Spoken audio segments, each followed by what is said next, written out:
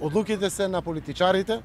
Секако власта има најголемата одговорност, јас сум убеден дека и претседателот на државата покрај извршната власт и опозицијата, заедно сите политички чинители во општеството ќе бидат мудри да изнајдеме решение кое што ќе го сочува достоинството и дигнитетот на нашиот народ и на нашата земја, а да се изнајде решение. Секако важно е да внимаваме и на грчката страна, оти можеби решението ќе биде прифатливо за нив, а нема да помине во Грција. Или обратно, може ќе биде прифатливо за грчката страна, па нема да помине тука.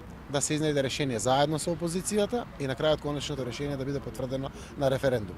Тоа не е толку страшно, трагично или невозможно. Референдумот се организира согласно законите во брза постапка. Ако застанеме сите пред се политичарите да ги соопштиме своите ставови, ќе му помогнеме на нашиот народ, а нашиот народ ќе излезе и ќе го каже својот став. Кога се работи за реализација или имплементација, според мене, а така и правните советници ми кажуваат, дека треба да бидат практичари луѓе.